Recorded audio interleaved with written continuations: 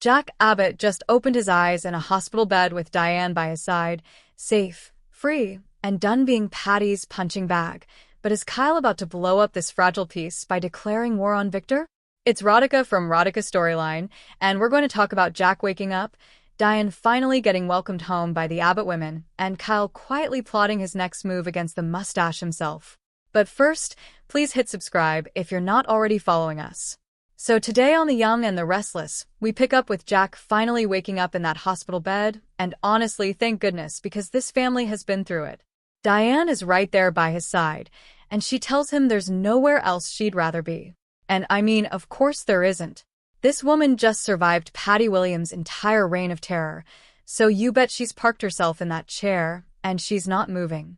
Jack and Diane start talking about how Patty tried to destroy them, and instead it just proved how strong their bond actually is, which, okay, a little on the nose, but I'll allow it because these two have earned a win. Diane says she's looking forward to their future. Jack vows Patty will never come between them again, and then they start flirting, which, good for them, but also, sir, you were just unconscious. Maybe pump the brakes for like 5 minutes. Diane eventually decides it's time to head home and rest, and that's when Abby shows up to check on her uncle. Jack tells her all that matters now is that Diane's okay, and they can move forward. Sweet moment. But then he clocks that something's bothering Abby, and she reluctantly admits that she and Devon are in a rough patch. Now, we don't get a ton of detail here, just that it's Rocky and Jack, ever the optimist, ever the guy who thinks everything works out, tells her they'll figure it out. Abby thanks him, but she leaves in tears, which tells me this Abby and Devon situation is bigger than a 5-second hallway conversation can fix. Keep that one in your back pocket, because I don't think we've heard the last of it. After Abby leaves, Jack falls back asleep and starts dreaming, and it is not a peaceful nap. First, he's dreaming about Patty attacking him again, which, understandable. The man just went through a hostage situation basically. Of course, that's rattling around in his subconscious. But then the dream shifts, and he's dreaming about his father John, and John's pride when Jack got Jabbo back for him. So we're getting this whole emotional through line about Jack missing his dad's strength, which, keep that in mind too, because it comes back up later. Meanwhile, over at the Abbott mansion, we get this really lovely, kind of unexpected scene. Tracy, Ashley, and Lauren are sharing a drink, processing everything the family's been through, and they get nostalgic talking about John, about how important he was to all of them before Jack stepped into that role.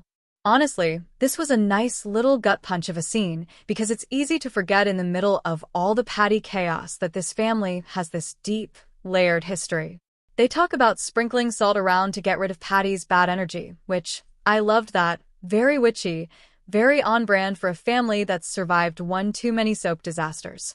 And then the sisters tell Lauren she's officially an honorary Abbott, which, she's basically earned her stripes at this point given everything she's been dragged through with this family.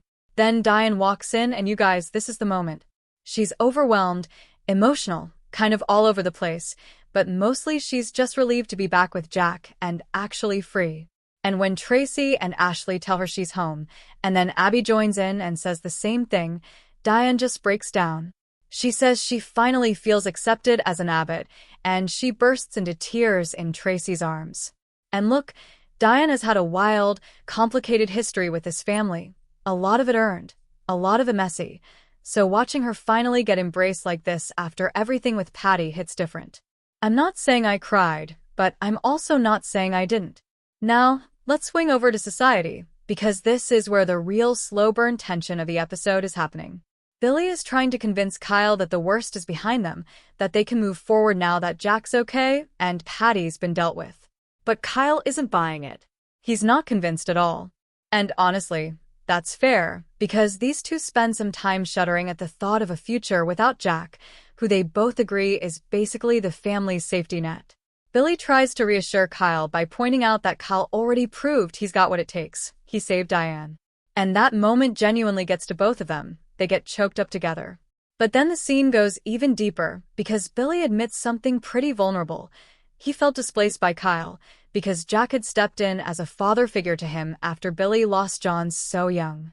Which, wow, okay, didn't expect that level of honesty from Billy today, but I appreciated it.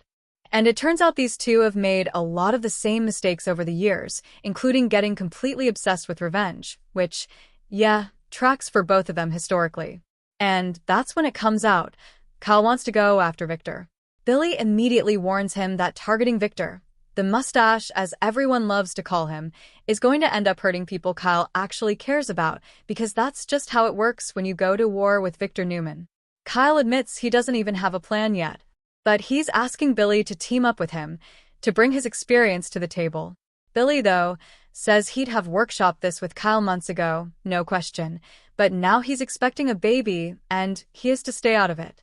Kyle, undeterred, says he's going to do it anyway. His exact words were basically that there's no room for failure. Bold. Reckless. Very Kyle. Okay, so now let's actually dig into what this could mean going forward, because there's a lot simmering under the surface here. First up, let's talk about this Kyle versus Victor situation, because I think this is the story to watch. Kyle is clearly gearing up for some kind of confrontation, and even without Billy's help, I don't think he's going to back down. My guess is Kyle tries to recruit someone else once Billy officially opts out. Maybe Nikki. Maybe someone inside Newman Enterprises who's already got a grudge. I could see it going either direction. And honestly, going after Victor without a plan and without backup sounds like a recipe for disaster, so I suspect this is going to blow up in Kyle's face before it ever actually lands a hit on Victor. Next, let's talk about Billy, because I don't buy for 1 second that he's actually staying out of this. He said all the right things about the baby and needing to keep his head down, but Billy has never in his life successfully stayed out of a scheme once he's emotionally invested, and he is clearly emotionally invested after that bonding moment with Kyle. I wouldn't be shocked if Billy ends up quietly feeding Kyle advice on the side, even while telling everyone, including himself, that he's staying neutral. It's not a stretch at all, honestly. That's very on-brand for Billy. Another possibility here involves Jack. Once he's fully recovered and finds out Kyle is planning to take on Victor solo, I have a hard time believing Jack just sits back and lets that happen, especially right after everything the family just survived with Patty. My guess is Jack steps in to either talk Kyle down or, knowing this family, ends up getting pulled into the scheme himself once he realizes Kyle's not going to stop no matter what he says. And let's talk about Abby and Devon for a second, because that little crying moment in the hospital hallway was doing a lot of heavy lifting for such a short scene. I suspect we're going to get more details soon about exactly what's causing the rift, and given how the show loves to escalate things, I wonder if there's a bigger secret or disagreement brewing there that hasn't fully come out yet. It's not a stretch to think this ties back to Devon's usual instinct to protect people by keeping them in the dark, which, historically, has not gone well for anyone on this show. Last but not least, let's talk about Diane's whole finally accepted as an Abbott moment, because as sweet as that scene was, this show does not let peace last very long. I could see this being the calm before another storm, especially with Kyle about to potentially start a war with Victor. If Kyle's scheme goes sideways and puts Diane or Jack in danger again, that hard-won sense of family and safety Diane just could get shaky fast. I'm betting the writers gave us that beautiful welcome home moment specifically so they can threaten to take it away again later. That's just how these shows work, unfortunately. Now, as for the secondary thread simmering here, Tracy, Ashley, and Lauren's little gathering wasn't just a cute bonding scene, it was also clearly setting up Lauren's deepening tie to the Abbott family. Naming her an honorary Abbott felt like more than just a nice gesture, and given how tangled Lauren's history already is with this family, I wonder if that's setting up a bigger storyline down the line where Lauren gets pulled even further into Abbott business, for better or worse. So here's my honest take. I think Kyle goes through with confronting Victor. Billy ends up helping him whether he wants to admit it or not, and it ends up putting the whole family, including Jack and Diane's fresh start, at risk all over again. We'll see. Thank you for being a loyal listener.